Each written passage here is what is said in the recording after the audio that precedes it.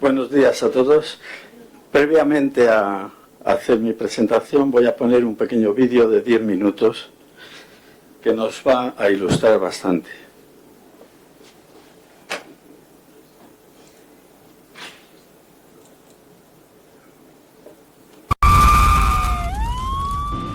Allí ya es de dominio público. Allí lo que se incendió fue uno de los generadores de electricidad, se salió de su eje y provocó el incendio. De la sede central de la radio salimos, curiosamente, no sé si era una Vespa o un Vespino, en dirección hacia la nuclear. La misma noche, hacia las 10 menos cuarto o así, salimos hacia allá. La noticia que se nos dio era un fuego en la central, pero tampoco se especificó qué tipo de fuego era. Y lo que se veía, en aquel momento ya era de noche, lo que se veía en aquel momento era mucho humo saliendo de los subterráneos de la central. No de la central donde estaba el reactor, sino de los edificios adyacentes, que es donde estaba la turbina y los sistemas que hay subterráneos de mantenimiento de la central. Y empezamos a tirar agua como podíamos, porque la magnitud del incendio nos superaba bastante.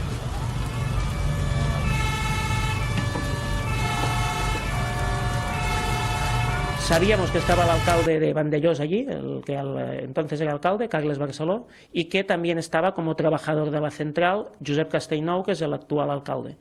Esperamos que salieran los dos de dentro de la central, aunque antes salieron las mujeres a la limpieza, que evidentemente no tenían ni idea de lo que estaba sucediendo. Y bueno, salen los dos y nos informan, nos explican de que bueno, se habían quemado unos cables, que tranquilizásemos a los vecinos de aquí de Hospitalet, que no pasaba nada, que todo estaba bajo control y que bueno, pues, que todos tranquilos y que no hiciésemos demasiado altercado al respecto. Como el fuego estaba debajo en el subterráneo, tampoco no teníamos información de qué es lo que estaba quemando. Después, a posteriori, te explican de que es el aceite que lubrifica, la turbina que se quemó, que cayó al suelo del subterráneo, aquello pues empezó a arder.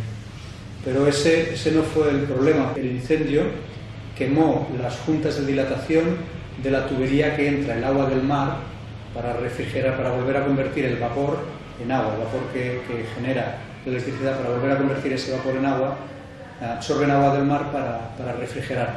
Desde luego, con la fuga de hidrógeno que se produjo en ese sistema de refrigeración, el hidrógeno era un elemento refrigerante del alternador de la turbina de la central nuclear de Vandellós 1, ese hidrógeno, al perder la estanqueidad, en contacto con el aire, inflamó, explotó y después generó el incendio. Y como seguían entrando agua del mar, a través de esas juntas de dilatación que ya no estaban, pues se llegó a inundar los subterráneos de la central, con el consiguiente peligro de que los sistemas de seguridad de la central pues dejaron de funcionar por culpa de esa inundación. Las órdenes cambiaron totalmente, el fuego ya no importaba, entonces la prioridad ahora era sacar agua de dentro de la central, porque lo que refrigera el reactor tenía un sistema de refrigeración a base de gas, con eso es lo que tenemos entendido, a base de gas. Los turboinsufladores que metían ese gas refrigerante en el reactor estaban inundados y dejaron de funcionar. Entonces aquí lo que teníamos era el reactor, que es donde se produce el calor, que no tenía sistema de refrigeración.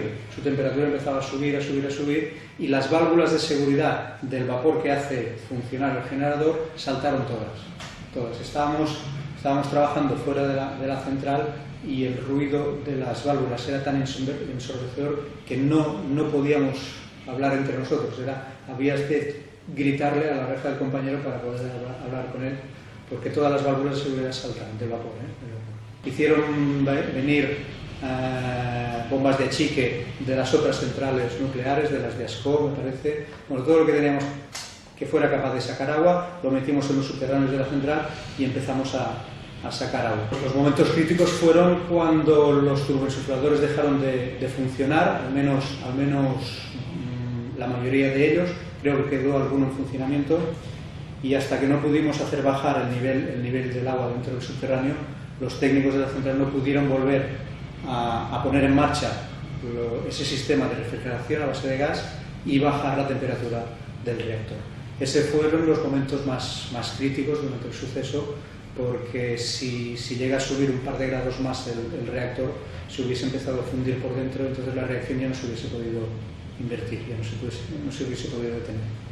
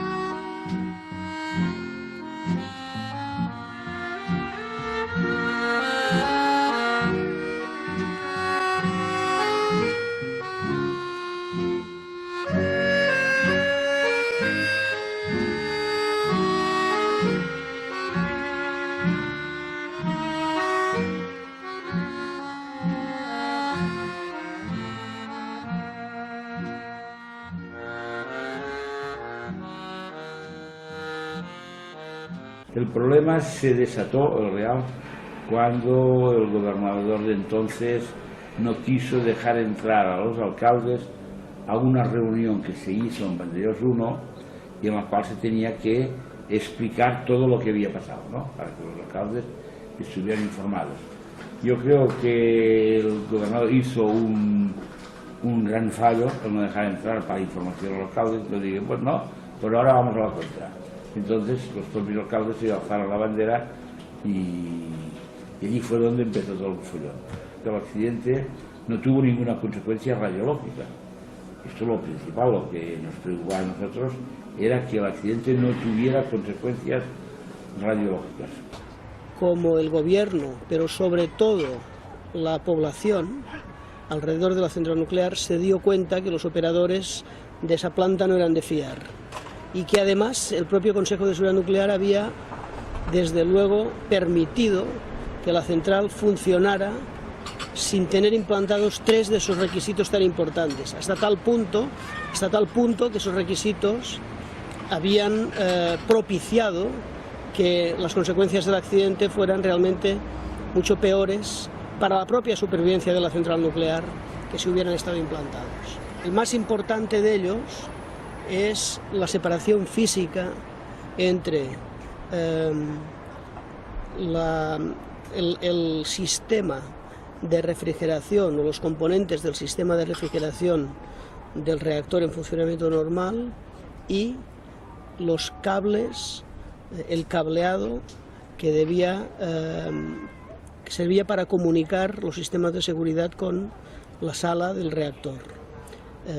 Ese cableado estaba tendido paralelo y en fin, a un palmo de distancia de ese sistema de refrigeración que fue el que propició el accidente. Y lógicamente, si esos cables que debían garantizar el comportamiento, el movimiento, la maniobrabilidad del equipo de seguridad de la central nuclear estaban a un palmo de distancia de esa conducción, quemaron junto con el hidrógeno, con lo cual se puso en peligro la seguridad de la central nuclear y se dificultaron extraordinariamente todas las maniobras de contención del accidente. El Consejo de Seguridad Nuclear eso ya lo había advertido con anterioridad y les había exigido que debía producirse una separación física entre ese cableado y una parte tan débil, digamos, y un accidente en aquella parte podía tener, como de hecho tuvo, unas consecuencias muy peligrosas para la seguridad, ¿no? En una reunión que promovió la central y en la cual estaban el Consejo de Seguridad Nuclear, estaba como alcalde solamente me dejaban entrar a mí. Yo le dije, mire, si no entran todos, yo tampoco quiero entrar. Y entonces allí se desató un poco el malestar que vino después. Esta es la verdad, esta es la pura verdad. Entonces la cosa se fue haciendo más grande, más grande, más grande.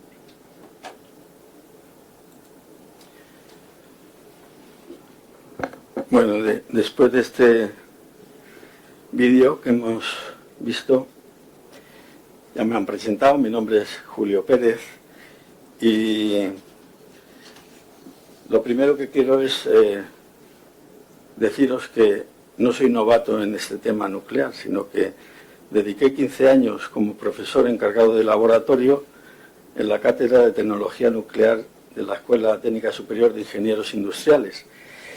Y después, en el Consejo de Seguridad Nuclear, llevo ya 34 años. He estado trabajando en análisis de accidentes y también estoy 32 años en el Tribunal de Licencias de las centrales de agua a presión. Es decir, en total, 49 años dedicados a la tecnología y a la seguridad nuclear. Compañero de oposiciones de Juan Carlos Carles, y miembro de ASTE-CSN, que ahora os diré.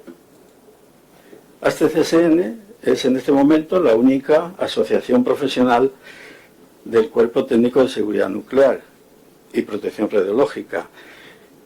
ASTE-CSN forma parte de FEDECA, que es una federación española de asociaciones de cuerpos superiores de la Administración Civil del Estado. Y nacimos en el año 2015, nacemos después del accidente de Fukushima y nacemos porque se despierta en nosotros una preocupación por el organismo regulador y creemos que desde ese momento tenemos que jugar un papel importante.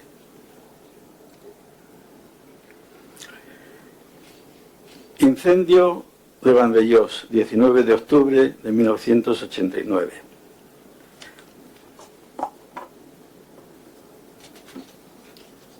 El humo era diferente,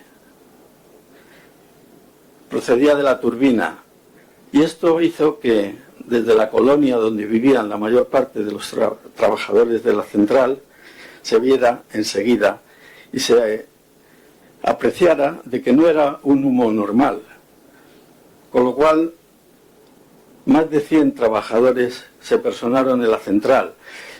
Casi todos ellos eran de operación y de mantenimiento.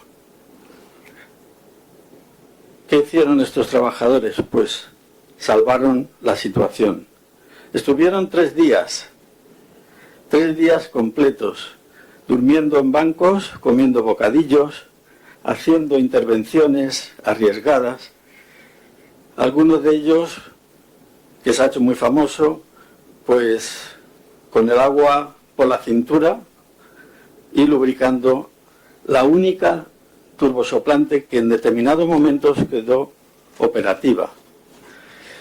Por esa razón creemos que después de 30 años a este personal se le tiene que hacer un reconocimiento público. Ha pasado mucho tiempo, este personal evitó una catástrofe grande y merece que se le haga ese reconocimiento. Muchos de ellos han fallecido ya, pero a los que siguen vivos yo creo que la sociedad les debe ese reconocimiento. Y desde ASTE-CSN vamos a trabajar para que esto sea así. El sentimiento que tienen algunos de ellos es comentarios que me han dicho. Salvamos la central y nos tratan como malditos. Es decir, no solo que no se les ha reconocido, sino que además se les considera culpables de la situación. La presentación que voy a hacer tiene estos puntos. Algunos ya los han desarrollado mis compañeros y entonces pasaré bastante rápido sobre ellos.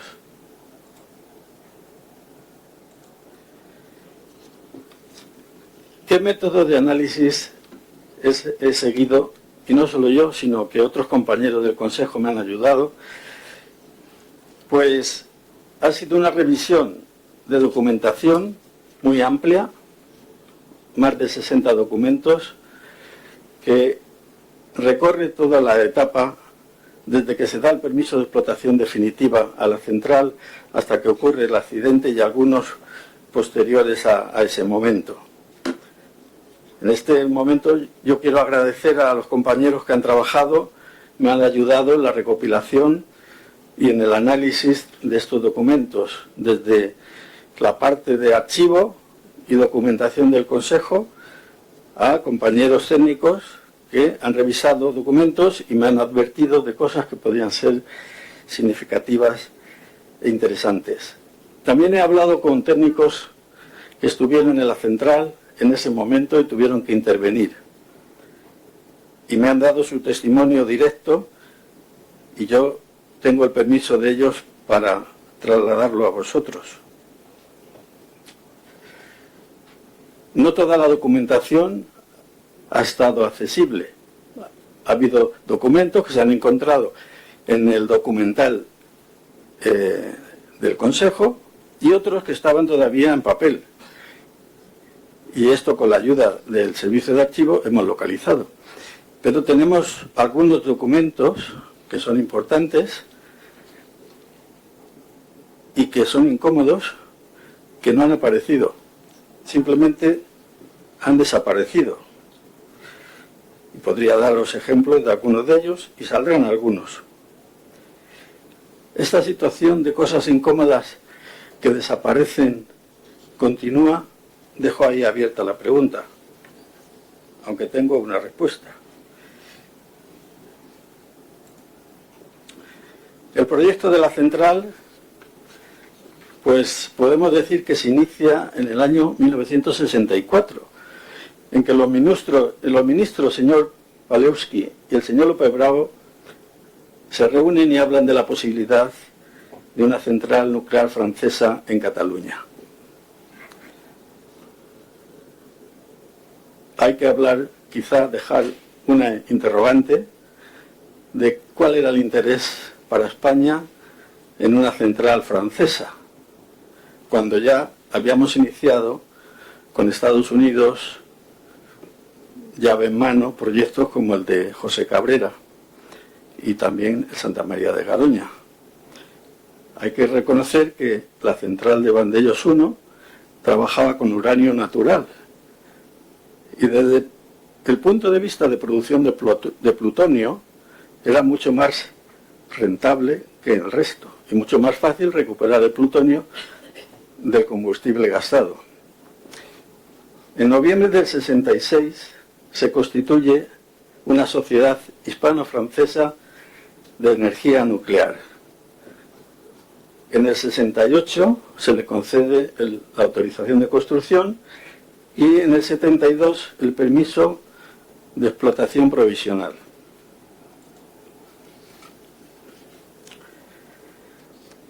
Aquí quiero que nos paremos un instante porque se concede a Vandellós 1 el permiso de explotación definitivo, cosa que no habían conseguido centrales más antiguas, ni José Cabrera ni Santa María de Garoña. Y la verdad que al menos para mí es sorprendente si vemos un poquito las fechas. En junio de 1980 se genera un procedimiento de evaluación de esa petición definitiva. El año siguiente, el 20 de febrero, entra en la Junta de Energía Nuclear la solicitud proveniente del Ministerio sobre este permiso de explotación definitiva. Tan solo un mes después, en marzo del 81, ya se dispone de los informes técnicos. Es decir, se han resuelto los informes técnicos en un mes. Y en poco más, en otro mes, se edita el dictamen por parte del Departamento de Seguridad Nuclear de la Junta de Energía Nuclear. Finalmente, el Consejo, recién creado en el año 1980, sin personal propio, sin edificio o sede con este personal, tomando en consideración los análisis que le vienen de la Junta de Energía Nuclear, concede este permiso.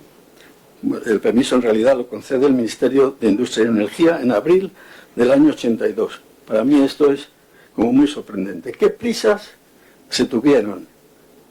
Se concede este permiso por 21 años. Hasta ese momento había habido 11 prórrogas prácticamente anuales. Es decir, hay allí como un salto muy curioso y muy posiblemente alguno de los que estáis aquí podríais aclarar algo de qué circunstancias se daban en ese momento.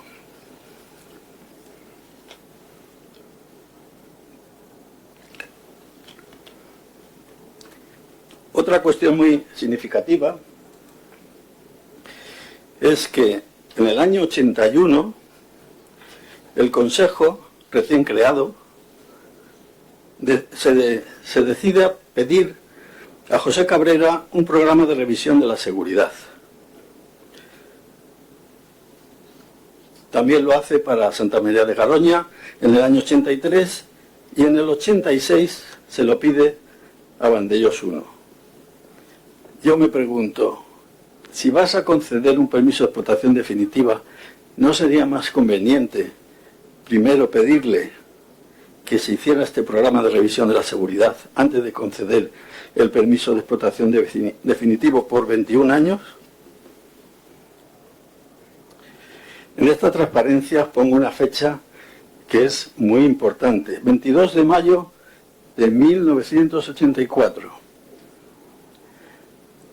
El Comité de Empresa de Central Nuclear de Vandellós se dirige por carta al Consejo y también a la Dirección General de Protección Civil de Tarragona.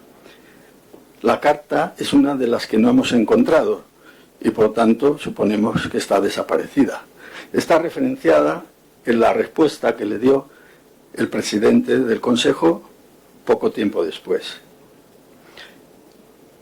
El Comité de Empresa de cualquier empresa, si ve problemas, lo primero que hace es dirigirse a su empresa, planteándole los problemas.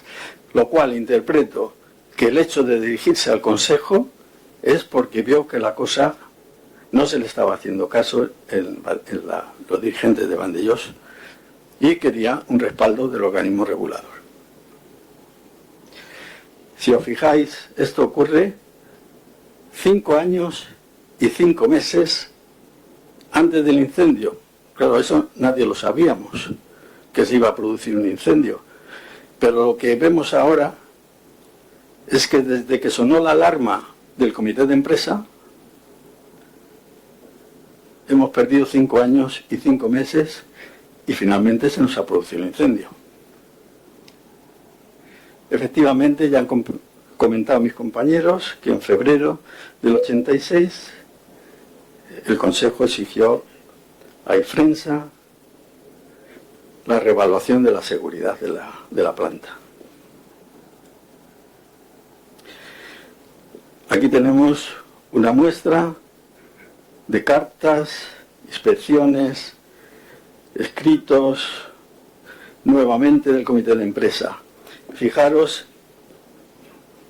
en septiembre de ese mismo año, 1984, el comité de empresa no se da por vencido y vuelve con una nueva carta a pedir al Consejo que le facilite los informes de los técnicos, porque no le cuadra lo que le ha dicho el Consejo.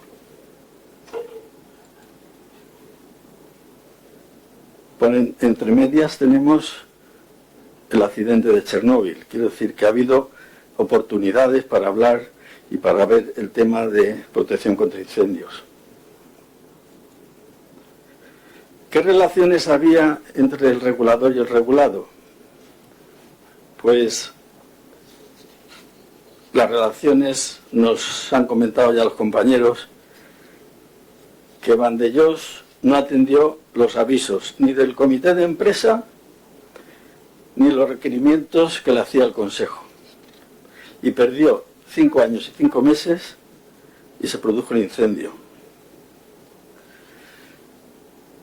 Gastó varios años con técnicas dilatorias, mis compañeros lo han dicho y han explicado detalles, no llevando a cabo las 5 modificaciones que ya se habían implantado en la central de referencia y que tenía obligación de hacerlo en su permiso de explotación definitivo, ni lo solicitado por el Consejo. ¿Qué hizo el CSN? Pues el CSN lo que hizo, pues, permitir esta situación. No tomó cartas en el asunto. Y de hecho, pues, se le recriminó en ese sentido y se le llevó a juicio, aunque luego fueron absueltos en ese sentido. Desde febrero del año 86 no consta que haya ninguna carta oficial requiriendo las acciones concretas de protección contra incendios. Sí que se hicieron reuniones, sí que se hicieron informes internos, pero ninguna carta mandataria en ese sentido. O a lo mejor sí que hubo alguna carta y se quedó en algún cajón por ahí perdida. Eso ya no lo sé. ¿Qué contexto había? Pues en el año 1986 el contexto en que se movía la planta era de euforia absoluta. Tenemos una explotación muchísimo mejor que la central de referencia.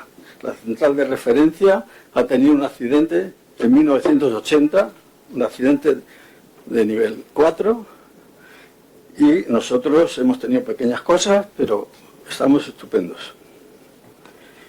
Sin embargo, no incorporaba la experiencia operativa de Saint-Laurent-des-Eaux, que era su planta de referencia. El 20 de junio de 1989, unos meses antes del incendio, se seguían negociando, se seguían teniendo reuniones del Consejo con la central, negociando qué modificaciones se habían de implantar. Y los informes oficiales dicen que en el momento del accidente la central no había comenzado ningún tipo de mejoras. Esta es la visión del Consejo en 2 momentos diferentes sobre la protección contra incendios de Vandellós. Antes del incendio, la respuesta en agosto del 84 al Comité de Empresa y al Director General de Protección Civil de Tarragona fueron estos 4 párrafos que tenéis ahí. Estos 4 párrafos del antes.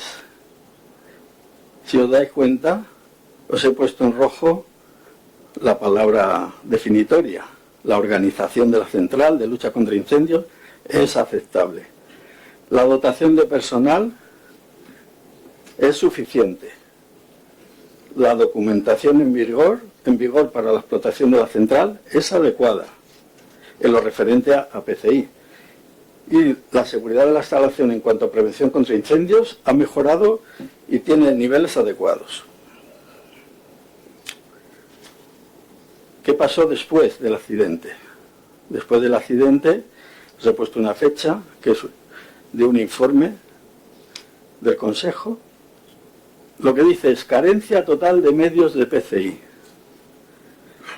La escasez de los medios existentes no cumple los requisitos de diseño de las demás centrales españolas. La carencia de medios de prevención, protección y actuación fue expuesta claramente por el incendio. La carencia de detección e ineficacia de la existencia y la inexistencia de análisis de riesgo de fuego. Una excesiva duración y extensión del incendio. Es decir, no tenía nada que ver lo que se decía antes y lo que se dice después.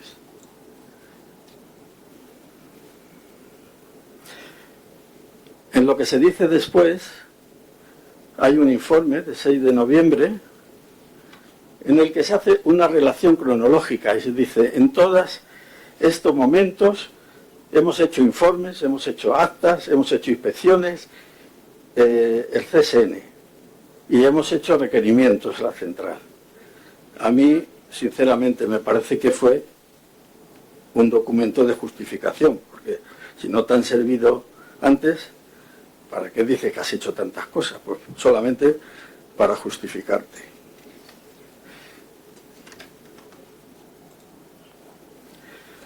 Causa raíz del accidente. Yo le llamo accidentes. La causa raíz, tomada de informes, dice que es la abertura de la ranura de cierre del encastre de álabes de la rueda 8 del disco de alta presión. Salieron 36 álabes despedidos, 36. Cortaron tuberías y montaron un gran incendio al final. Pero, ¿por dónde salían los álabes? Pues salieron por unas ranuras, unas grietas. Pero unas grietas que no podéis hacer idea. Tenían 27 milímetros. O sea, 27 milímetros es una ranura, una grieta, vamos, enorme. De esto ya lo conocía la planta. Todo esto lo conocía. El mantenimiento de las turbinas lo hacían con la ayuda de Alstom y de Sulzer. Dos empresas. La primera era la fabricante de la turbina, la segunda una empresa que se dedica a mantenimiento. Bueno, pues aquí está la causa raíz reconocida del problema. ¿Cómo se hacía el mantenimiento? ¿Por qué no se actuó antes si se conocían esas grietas? ¿Cuáles eran los criterios para aceptarlas? Entonces, eso son cuestiones que yo no llego a entender.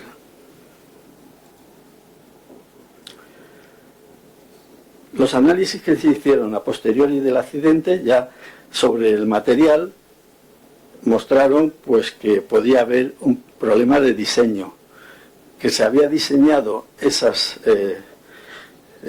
partes con unas tensiones superiores a las que se hubieran previsto. Y también que el hecho de reconocer que había esas grietas, pues suponía que tendrías que intensificar los mantenimientos y las pruebas y los ensayos a realizar. Y eso, que yo sepa, no se hizo. La consecuencia más importante del accidente,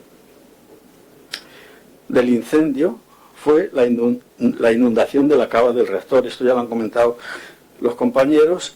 Esa inundación de la cava del reactor es la que hace que se clasifique como nivel 3. ¿Por qué se inunda la cava del reactor?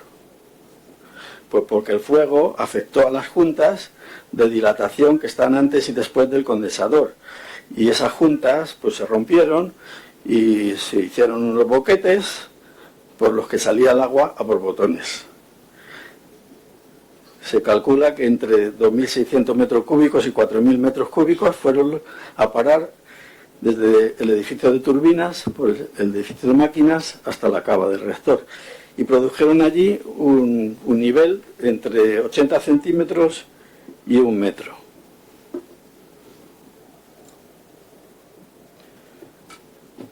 No era la primera vez que se inundaba la cava. Esto me lo han dicho los técnicos con los que he hablado.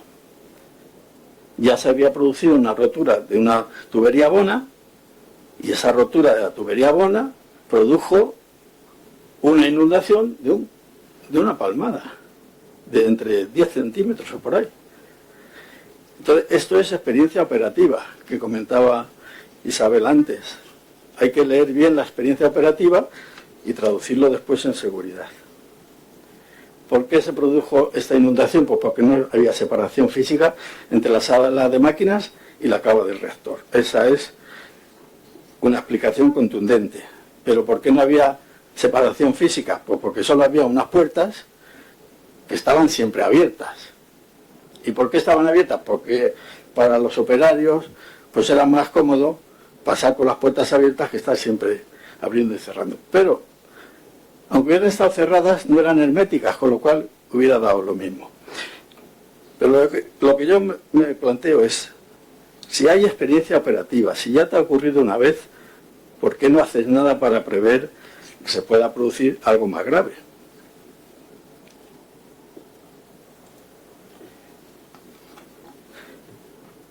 En algunos momentos después del accidente tan solo funcionó una turbosoplante. Los informes oficiales hablan de que permanecieron funcionando 2 turbosoplantes. Y los testimonios que yo he recibido es que hubo momentos en los que solo funcionó una turbosoplante y no 2 turbosoplantes. Es cierto que más adelante consiguieron recuperar una segunda turbosoplante. El funcionamiento de esa turbosoplante que quedó funcionando no fue fácil. Como han comentado, se habían perdido cantidad de alimentaciones. La regulación de la turbina que movía la turbosoplante se tuvo que hacer a mano. Es una regulación que hay que hacerla subiendo o bajando el caudal de vapor para que el número de revoluciones y la presión que está propiciando al CO2 fuera la correcta. Operación complicada. Y operación complicada también porque estaban sumergidas en agua las bombas. Es decir, la refrigeración se hizo por momentos en manera deficiente e intermitente. Y luego ya han comentado mis compañeros la presión en el interior del cajón, que estuvo a punto de llegar a los 30,1 bares en los que abría las válvulas de seguridad, con lo cual hubiera emitido CO2 con gases nobles, con otra serie de productos. Con esto quiero significar que la percepción de los propios trabajadores de la planta fue que se estuvo muy cerca de provocar una liberación de radiactividad al exterior de la central.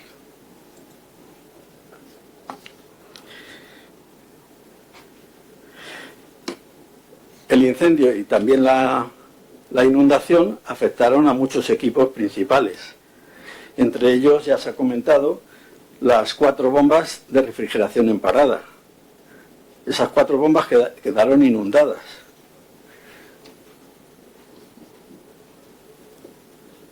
Ya había habido otra inundación previa.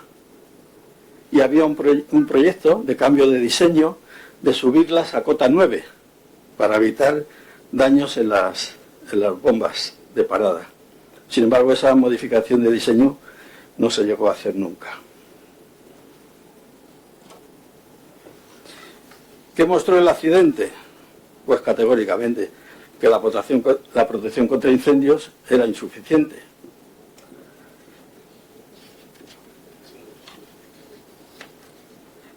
Había fallado pues casi todo. ¿Cómo fue la intervención? Un caos total, así es como me lo describen algunas de las personas que estuvieron allí. El director de la central se comunica con el consejo.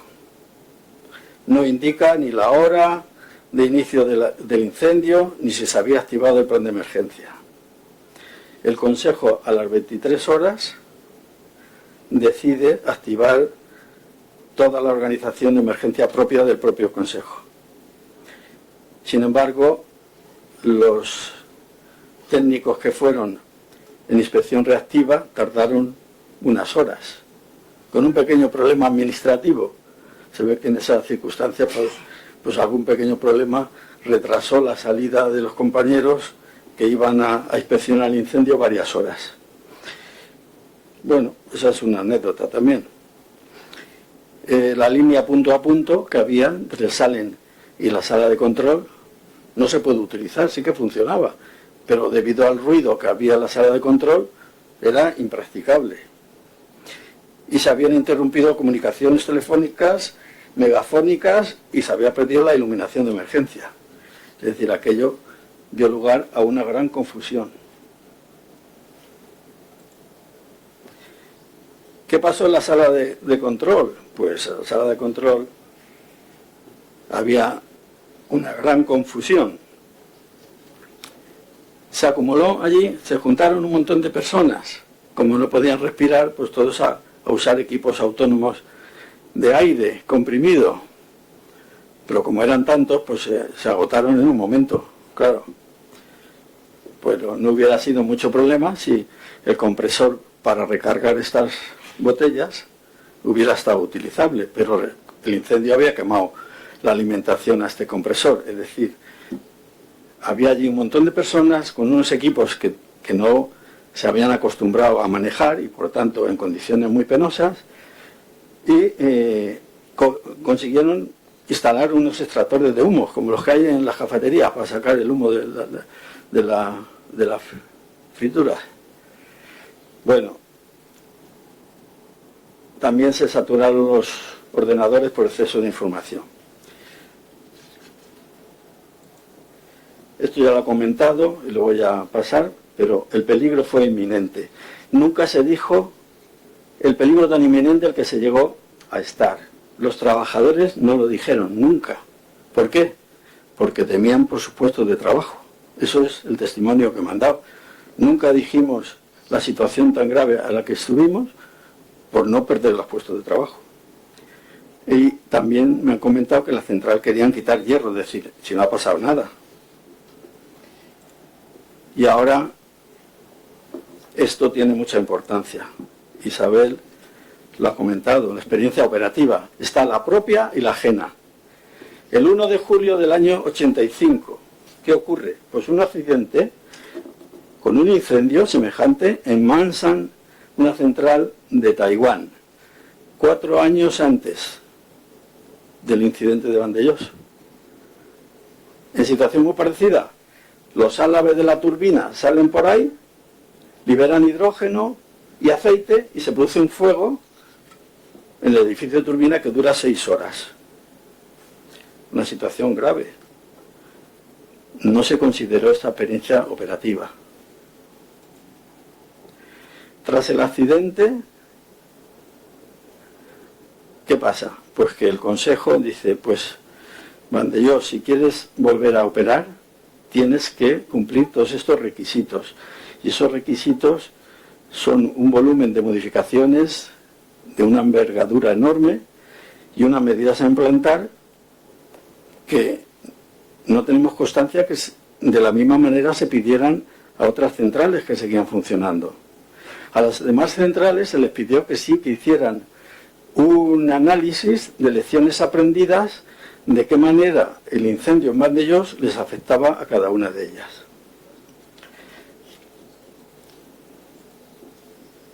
¿Qué hubiera pasado si en lugar del incendio se hubiera producido un terremoto? Pues que la planta se hubiera desafiado con un terremoto en lugar de con un incendio. Con un incendio ya hemos visto que no estaba preparada. Con un terremoto, si no se ha producido, no lo sabremos nunca. Y otras situaciones, pues tampoco lo sabemos. Es decir, cuando trabajamos, no sabemos si nuestro trabajo es eficaz o no. Si no se desafía a las plantas de esa manera, nunca lo sabremos. Pero tenemos que hacer lo posible porque no ocurra. Y después de 30 años, ¿qué pasa? Bueno, pues que tenemos que avanzar en cultura de seguridad, independencia. Seguimos guardando cosas en el cajón. Esto parece increíble. Pero compañeros míos me dicen, oye, mira, que de esta central yo hice un informe hace 2 años y lo tiene mi jefe ahí metido en un cajón y no lo saca. Y han sido varios compañeros que me han dicho cosas pues que yo voy a poner en conocimiento del Pleno, para que si necesita, ya lo he hecho en una reunión hace pocos días, pero para que sepa detalles de cosas que se están reteniendo en cajones y que parece que no tienen importancia. La actitud crítica, tenemos que tener actitud crítica. Hay que considerarla hacia dentro del Consejo y hacia afuera. En esta sesión nosotros estamos haciendo una crítica más, haciendo hincapié sobre el cómo se comportó el Consejo. Y decimos, se continúan como malas prácticas, tendremos que cambiarlas. Eso requiere un cambio de actitud. Para que no tengamos accidentes tenemos que cambiar todo de actitud, en el Consejo y fuera. Tenemos que crear confianza en que el sistema de control es fundamental y que el Consejo funciona adecuadamente. Otras situaciones que se dan en algunas centrales son que se reconoce, ahora tenemos la reevaluación de seguridad de algunas de ellas, porque hay temas que no se han visto nunca. Este tema no se ha evaluado nunca. Y hay posturas que dicen, pero oye, no abramos nuevos melones, que ya bastantes problemas tenemos.